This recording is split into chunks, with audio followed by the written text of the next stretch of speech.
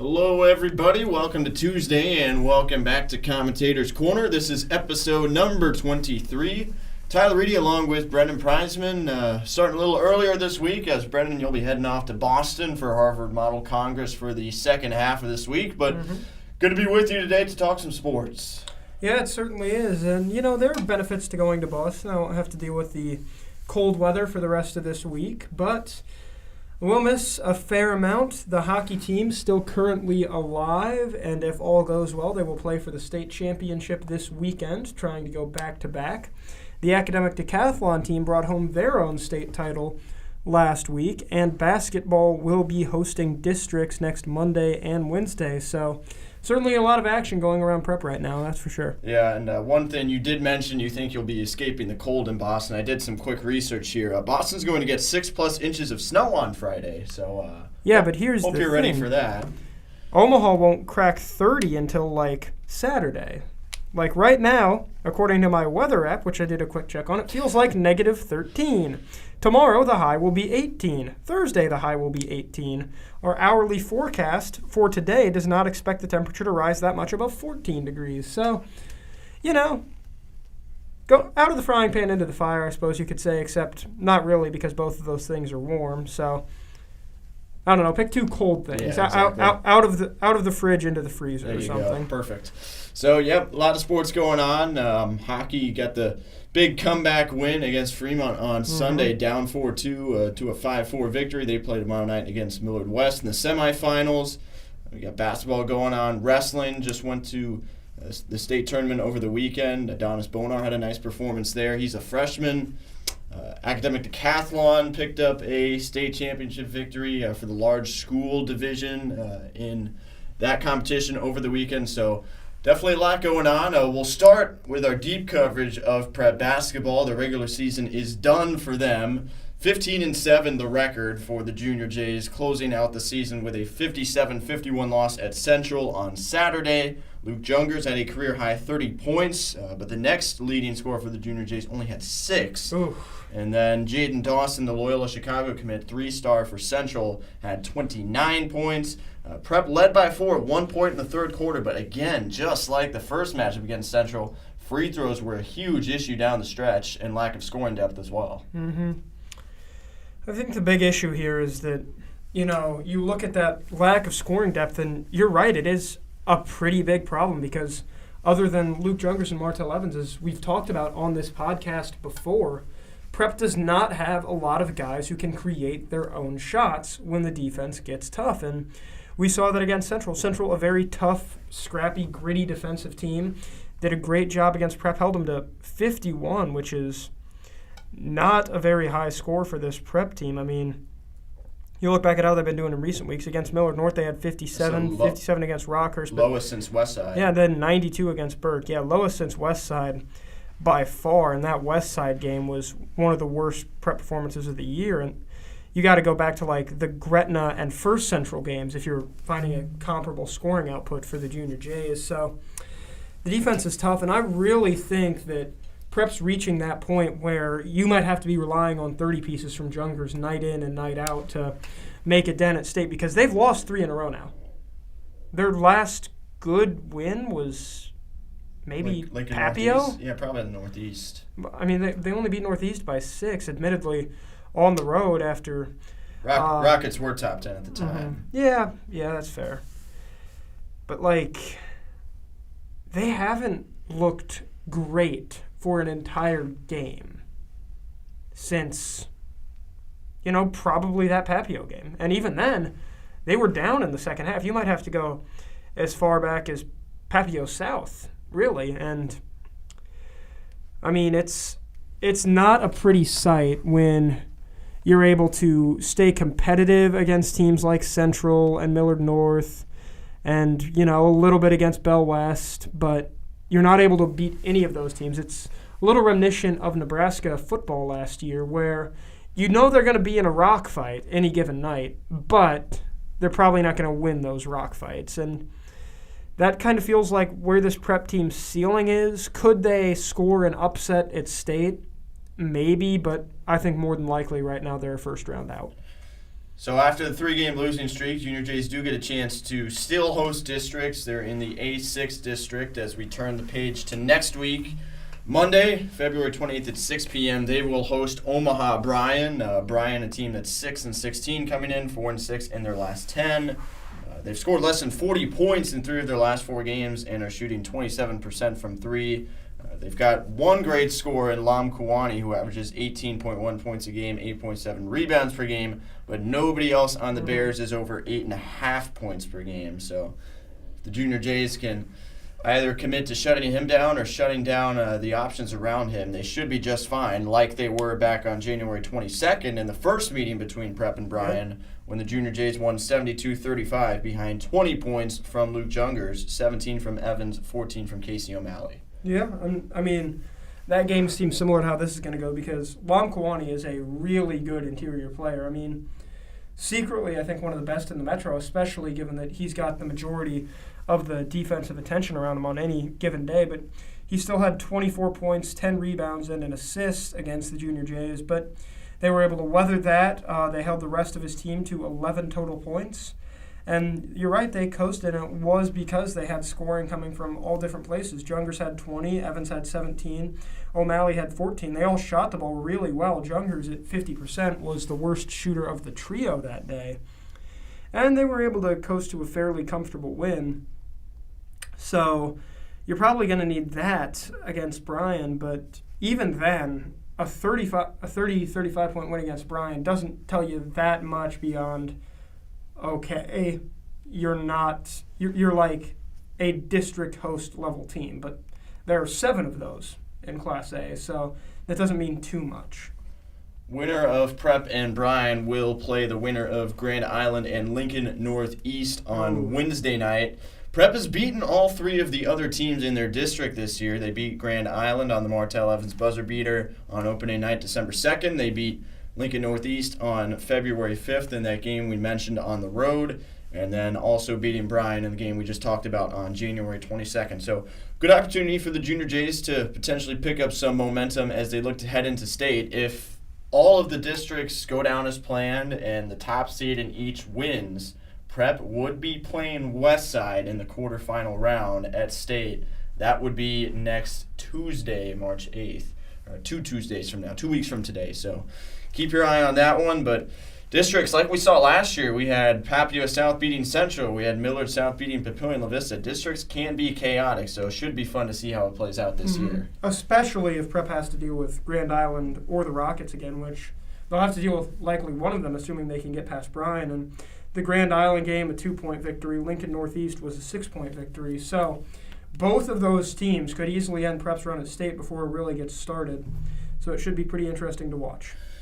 Speaking of interesting to watch, college hoops getting down to the nitty-gritty. Just a couple weeks left in the regular season for college basketball. Only, 21 days till Selection Sunday? Yeah, 3 weeks from Yes. Sunday, so 19 days now. We're getting down to the wire, and we had some great games last night. 10th-ranked Baylor needed overtime to take down Oklahoma State in Stillwater last night, 66-64 game on a James Akinjo jump shot with 12 seconds left in OT. 8th-ranked Providence also had a close game against Butler on Sunday on the road, 71-70 in that one. And then going back to Saturday, the full slate of games, 12th-ranked Illinois took down 19th-ranked Michigan State. Kofi Coburn, 27 points, 9 rebounds.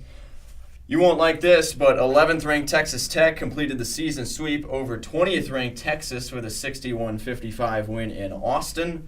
4th-ranked Kentucky took down 25th Alabama despite playing without Severe Wheeler and Ty Washington.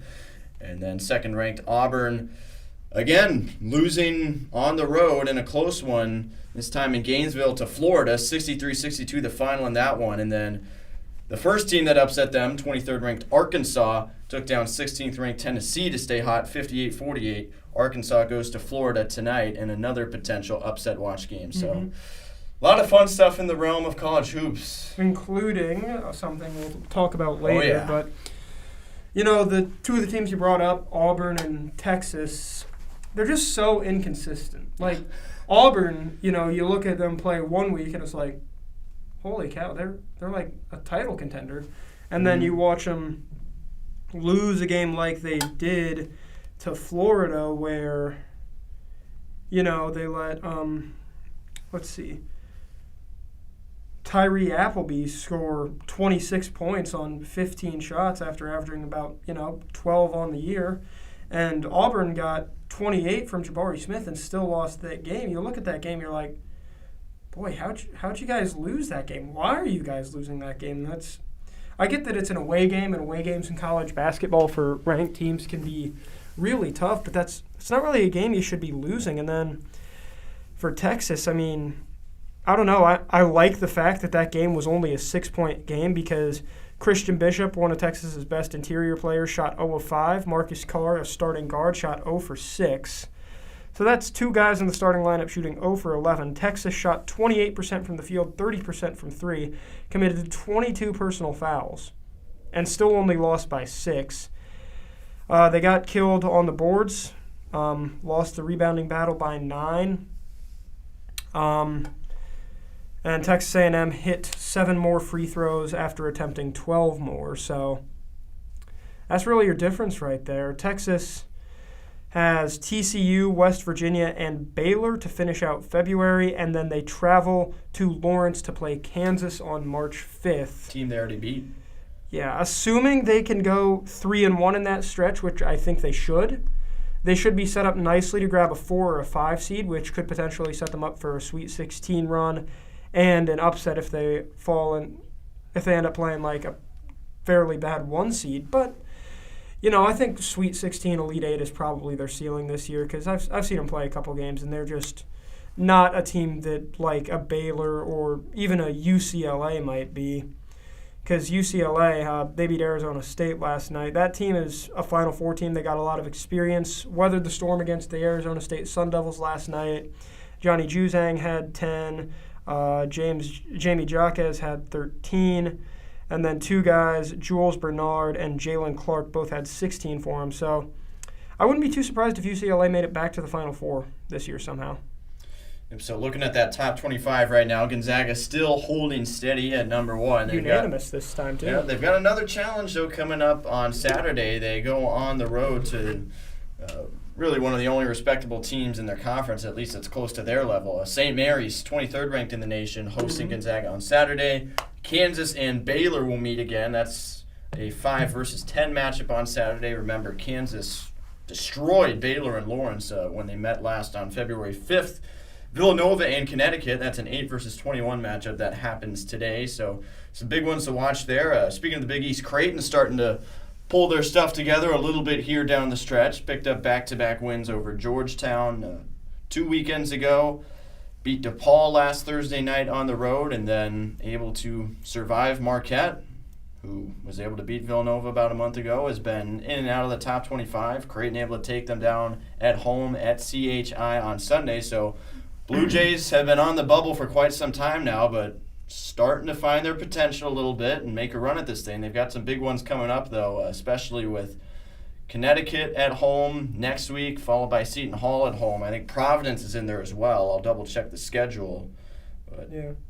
Creighton currently 4th right now in the Big East, and they do play 11th-ranked Providence on the road on Saturday. So back-to-back ranked opponents with Providence and Connecticut on Saturday and next Wednesday for the Blue Jays. This Saturday, I think, should be a really interesting game. Duke goes on the road to Syracuse, and Duke-Syracuse has been a pretty decent rivalry over the years. You already mentioned Kansas-Baylor.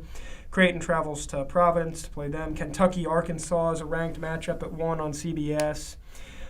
Purdue travels to East Lansing to play Michigan State. Michigan State's been a borderline top 25 team all year. Auburn plays Tennessee. That's another ranked versus ranked matchup, which somehow isn't being televised. I know you've had your gripes with TV schedules in the past, and that's another decent one. Texas Tech travels to play TCU. Arizona travels to play Colorado. And then you mentioned the Gonzaga St. Mary's, but it's really heating up. Should be interesting. The Notre Dame Fighting Irish. Should we talk about them a little bit? They're receiving votes. Lost to Wake Forest on Saturday, although it was a close game. Paul Atkinson in foul trouble throughout. Not sure just how different the game would have been had Paul Atkinson and Nate Laszewski, the 2 bigs for the Irish, been in the game for most of it and not in foul trouble. But Three-pointer ball was pretty good for the Irish throughout. Kept them in it when they couldn't score on the inside against Wake Forest. But Demon Deacon's able to pull it out 79-74, I believe it was. But Wake Forest, they were the favorites coming into the game. I think it was a 5.5-point spread. They're a very good basketball team in a fairly similar position to the Irish, maybe a little bit further behind in terms of receiving votes and being in position to make the tournament. But Notre Dame due for a loss at some point. Hadn't lost since Duke on January 31st. So good on Wake Forest getting the victory, but Notre Dame's got a pretty light schedule the rest of the way. Good opportunity to close things out in the final 4 games and secure a good spot in the ACC tournament. Also, just so you know, more teams are ranked in the West Coast Conference currently than the ACC. Ooh, so who would have thought? If Tyler starts talking about how tough Notre Dame's schedule has been or the road this year in future podcasts, do not believe him. He is a liar. He is a complete liar. He is wrong. We beat Kentucky. Oh, boy, you beat Kentucky, who's currently ranked. Let's see, where are they? Top 10. Okay. Lies. Did you watch the game on Saturday? It's a hoax. I think you take that back if you watched the game. But anyway, let's move on to the NBA. Wait, real quick, what month did up? you beat Kentucky? When? Let's see. Was December 11th. Ooh, December 11th, guys. Almost 3 months ago. Whee! Counts for something. All right, NBA All-Star Weekend this past weekend. Team LeBron 163 over Team Durant 160. Team LeBron now 5-0 since they've gone to the captain's format. Steph Curry proved to be an excellent pick. 50 points on 16 of 27 three-point shooting. What? Yeah, I was watching that game, and around the third quarter, you could start to – it was kind of like that 2015-2016 atmosphere again where he just hit 2 in a row or so, and then you'd get like this different vibe over the arena, kind of like this buzz where it'd be like, uh-oh. Like, they were Team Durant started, like, double-teaming and basically face-guarding Curry in the All-Star game. Do you know how ridiculous you have to be at shooting? There was one shot from the corner where he turned around before it went in and started chatting with some fans. There was one shot he took from basically the logo, turned around on that one, too. It almost went in. So, some records he set. Most three-pointers made in any sort of NBA game ever was 16. Most three-pointers made in an All-Star game ever. The previous record was 9.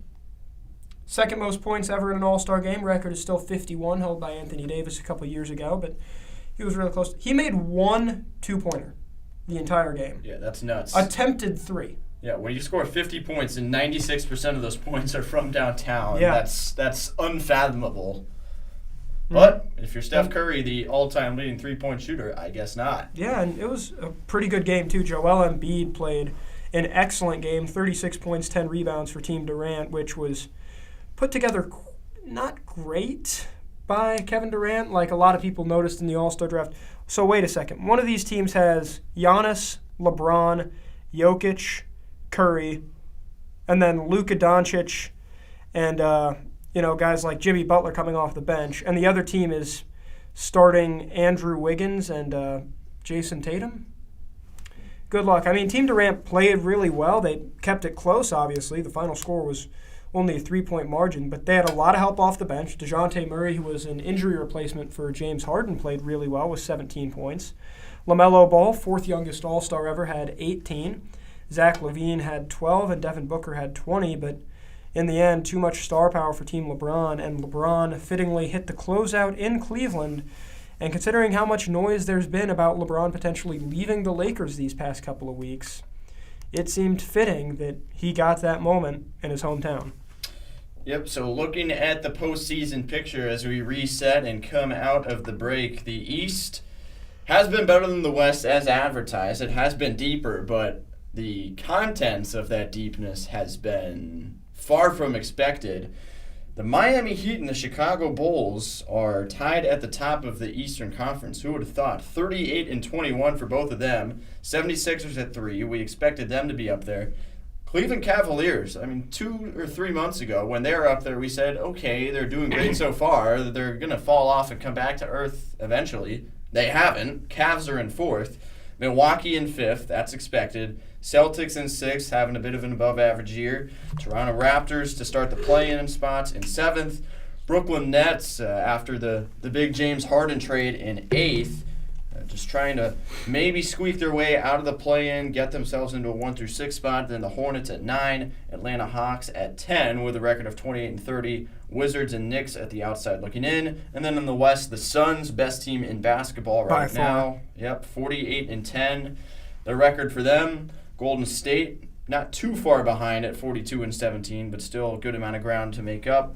Grizzlies in 3rd at 41-19. Jazz in 4th, Mavericks 5th, Nuggets 6th. And then the play-in spots, Timberwolves 7, Clippers 8, Lakers 9. So you got 2 LA teams that could be duking it out in the play-in round there at 8 and 9. And then the Blazers of Portland, 25-34 in the 10 spot. Spurs, Pelicans, Kings on the outside looking in. I mean, right now looking at the playoff picture, you couldn't ask for like more of a narrative-fueled event. I mean, Miami, I'm not sure how to feel about. I know that if you got guys like Jimmy Butler, Kyle Lowry, Bam Adebayo, Tyler Hero, you're going to be a tough out in any playoff series, but I just don't know how I feel about them when, much like last year, a lot of their competition has been either injured or playing below average.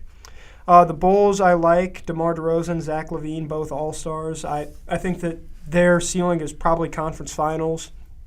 Philly, it's going to be interesting to see how James Harden meshes with Joel Embiid, but if they're able to like mend their differences and figure out how to best work together, I think that's probably a finals team, if not a champ.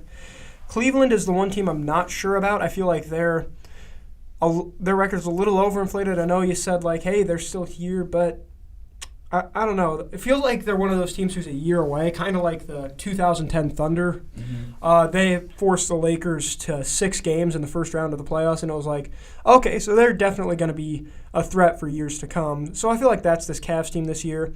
Milwaukee, the defending champs, I still have them coming out of the East. When everybody's been healthy, I haven't seen any reason to change my pick from them. They've still got probably the best player in the league in Giannis Antetokounmpo, and you don't need much more than that. Boston and Toronto, both kind of led by duos in Jaylen Brown and Jason Tatum. And then for Toronto, you've got Pascal Siakam and Fred VanVleet. Brooklyn, Ben Simmons probably going to show up soon, but they've still got Durant and half of Kyrie Irving. And then the Hornets and the Hawks are both really entertaining, fun teams with young point guards. And like looking at the potential playoff bracket we could get, if Brooklyn is able to climb a couple of spots and get out of that play and get to that 6th seed, there's a real chance we've got a Philly-Brooklyn matchup first or second round. That would be fun. Yeah. And then in the West, Phoenix on top, but trouble might be looming. Chris Paul has a thumb injury and will be reevaluated in 6 to 8 weeks. So that's potentially the rest of the regular season gone for the Suns' floor general. Maybe the Warriors or Grizzlies can sneak up on them and steal that number 1 spot, but I doubt it. If Paul is not healthy for the playoffs, that has to change my finals pick a little bit, but there's so much that could shift around in the West. The Lakers could get going or completely crater. The Clippers, I think, if they get their stars back, could make a real run at it. Utah is always a very good regular season team. And even Memphis, like there's a universe in which Memphis gets the 1 seed and goes on to the conference finals if Ja Morant and Jaren Jackson start playing out of their minds. But as of right now, I think it's going to be the Bucks, and with the Chris Paul injury, I don't know. I'm kind of hesitant to change my pick because if he's healthy for the playoffs, the Suns, I think, are still close to unbeatable. So right now I'll stick with Bucks Suns, but we'll see. And then the top 75, the NBA's 75th anniversary team was out, so that's always fun. It was fun to see those guys at halftime of the All-Star game, especially Michael Jordan, because a lot of people didn't expect him to show up. He did, so that was pretty cool to see. ESPN ranked their top 10. Number 10 was Kobe Bryant. Number 9, Oscar Robertson. Number 8, Tim Duncan. Number 7, Larry Bird. Number 6, Bill Russell. Number 5, Wilt Chamberlain. Number 4, Magic Johnson. Number 3, Kareem Abdul-Jabbar. Number 2, LeBron James. And number 1, of course, Michael Jordan. So, I don't know. I feel like we've got a pretty good dialogue in the NBA around, like, the top 12 to 15 guys. But when you actually get into the order of what those guys should be in, there's a lot of dissent on that, which I think is okay. I think arguing is part of sports. That's why polls in college football and college basketball are so important. That's why people yell about the college football playoff all the time. I mean, arguments are parts of sports, and it's certainly going to be interesting to see what that top 100 looks like in 25 years. Maybe you'll be covering that or something. Yeah. Same with you. So, that'd be so much fun. Imagine if we got to vote on that. Ooh. That'd be insane. Yeah, so you said that arguments are a part of sports. So boy, what could that be? Where are arguments taking place right now? Major League Baseball. Here's an update for you. I thought we were gonna foreshadow another basketball argument that happened quite recently, but after baseball. Okay. All right. So baseball first.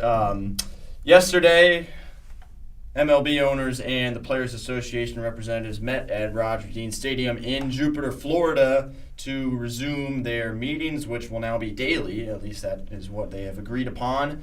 And spring training just over the weekend was delayed to March 5th, originally supposed to start this Saturday, February 26th. Major League Baseball has basically established that a deal needs to be done by Monday to start the season on time. That's February 28th, this Monday. And the big reason for that, you might think that we can wait until something like March 15th and then, bam, maybe we have 2 weeks of spring training and we get the season going.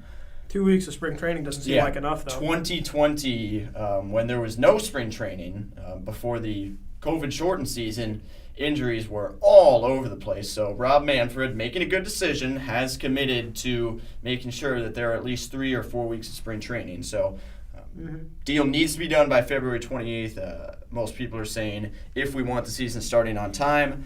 Yesterday's meeting was the longest lockout meeting yet, 5 hours, although most of it wasn't spent together. Much of it was the two sides on their own, in their own spaces, making proposals. Some slight changes were made, some slight proposition changes, that is. The owners raised the bonus pool for pre-arbitration players from $15 million to $20 million for the top 30 players in the league.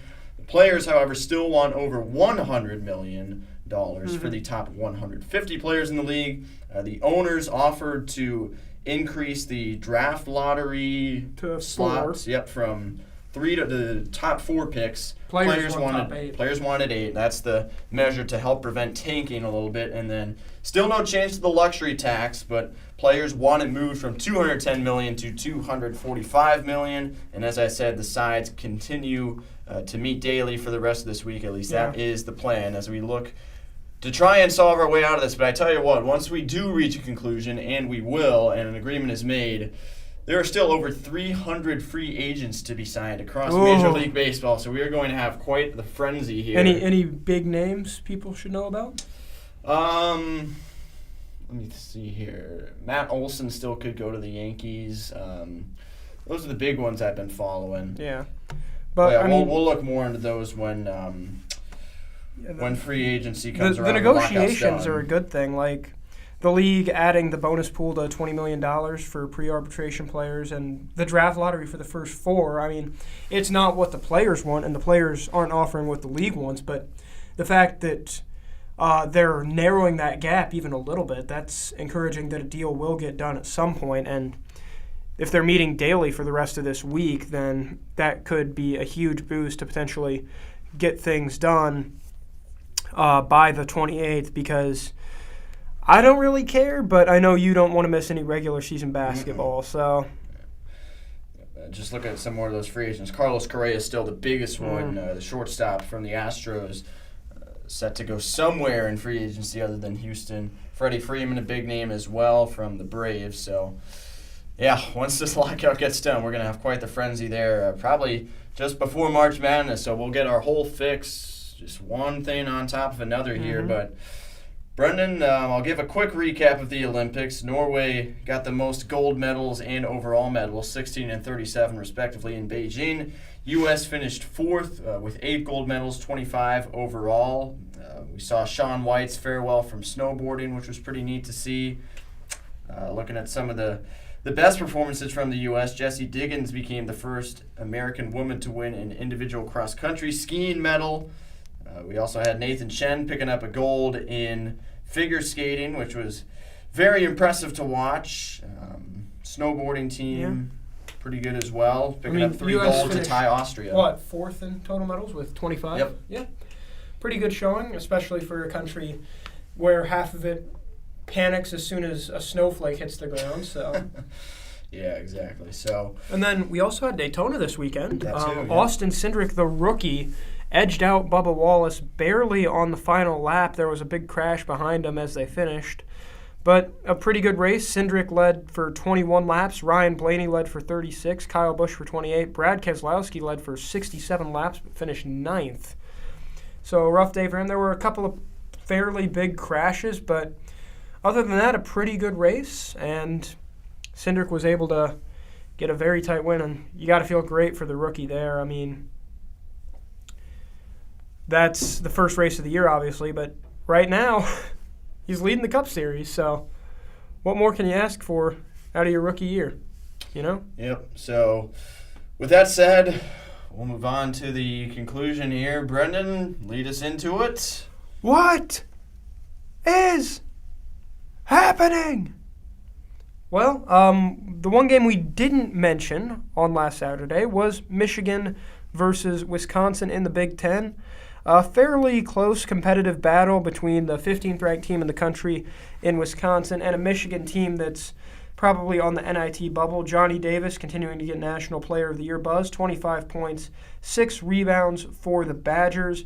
Michigan got 21 points, 5 rebounds from Hunter Dickinson. All 5 starters for the Badgers scored in double figures. That includes Stephen Crowell, Tyler Wall, Chucky Hepburn, and Brad Davison. So a very good all-around game for the Badgers. But if we go to the second half play-by-play and you scroll forward to, we'll go 25 seconds. So Michigan just made a couple of free throws. Wisconsin turns the ball over. Michigan gets a steal, gets a layup, presses. And what's the score at this point? The score is 76-61 Wisconsin. Michigan is pressing. Wisconsin calls timeout. Michigan commits a foul. Jordan Davis splits his free throws.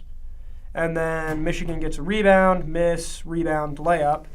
And that ends the game. So the big thing is the timeout. Because if you're up 14, you probably don't need to call a timeout. But the press could also be a problem. So after the game, Juwan Howard in the handshake line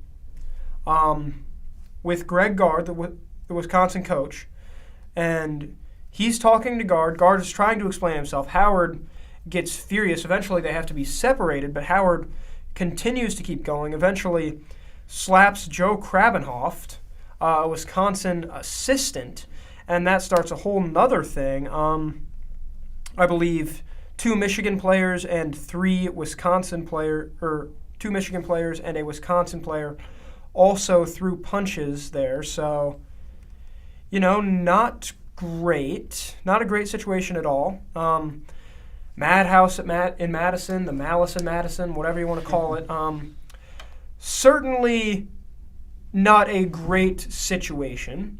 So the suspensions have been announced. Howard is suspended for the rest of the regular season, which is 5 games. He's also been fined $40,000.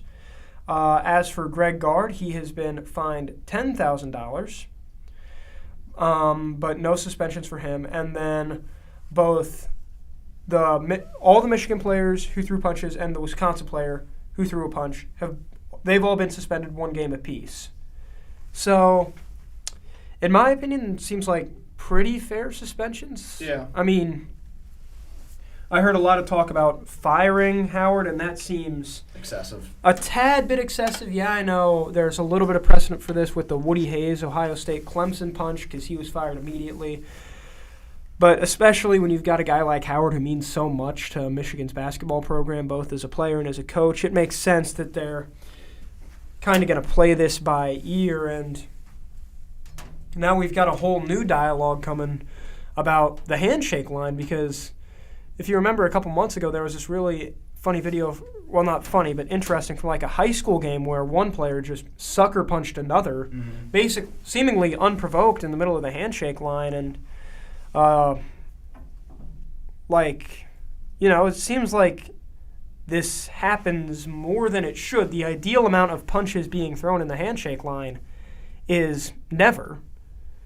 But when you have it, you got to consider, like, especially after a close emotional game, is it really the best idea to put two, like, very emotional, very invested teams who have just been through, a war on the court or a war on the field? Is it really a good idea to have them, like, walk up to each other and, like, be sincere about their feelings?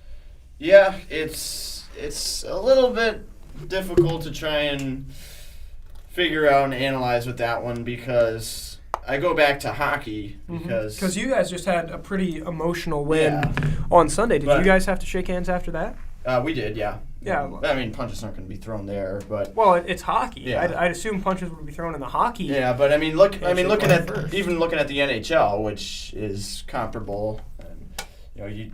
You might think that professionally there aren't going to be punches, because the NHL, you get handshake lines after 7-game series between the most bitter rivals in the league, and you never see punches thrown in the line. And you might just say that because it's NHL, they're older, they're more mature than collegiate athletes. Well, we see punches thrown in the NBA all the time, so that's not necessarily true.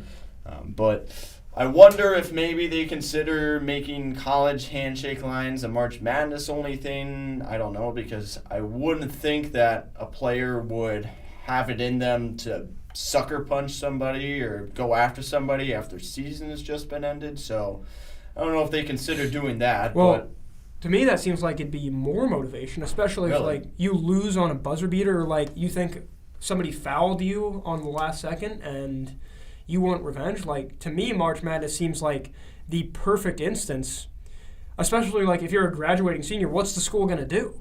It's possible. Like, suspend you for next season? Oh, no, don't suspend me for the season where I don't have any eligibility left. Or, like, if you're a player who's going to go top 10 in the draft, like, short of suspending you from extracurriculars in the spring, what really can your school do? So March Madness handshakes, I think, seem like a good idea, but if there is that emotion, and we do see that happen in college basketball all the time, like I think it was a couple years ago where an Oklahoma State player shoved a Kansas fan just point blank. And remember that Kansas State game a couple years ago where somebody swung a chair? Yep. Yeah, like there's emotion in these regular season games, and I think it's amplified, to be perfectly honest, when you get to March Madness. So I don't know. I kind of like handshake lines, but at this point it feels a little antiquated. Yeah, I mean, I feel like if you want to keep them, that's fine. But college basketball, the most reliable option is you just have to crack down on it. You have to say,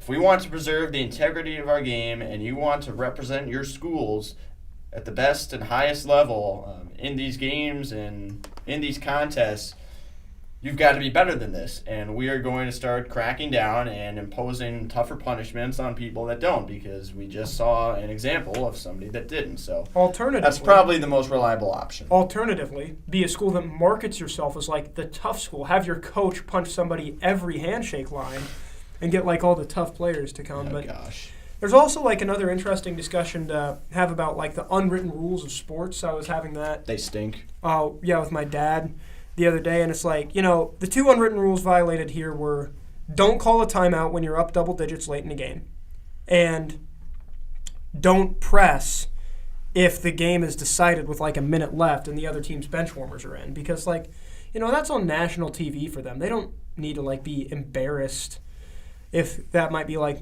the one or two times their family gets to see him play on TV all year. And I think it was Fernando Tatis Jr. a couple years ago. He hit back-to-back home runs, and then the next time 3-0 grand slam, yeah. Next time he was up, they threw at him. Well, yeah, he had the thing in Texas where the Padres were up 10-3, and bases are loaded. Tatis is heading the count 3-0, and the unwritten rule in baseball is if you're ahead 3-0, you're supposed to let the pitcher get a strike back. Just take the pitch, let him fire it down the middle, and move on to the at-bat, especially when you're up by 7 runs. Tatis swings away. It was a pitch down the middle, home run, grand slam.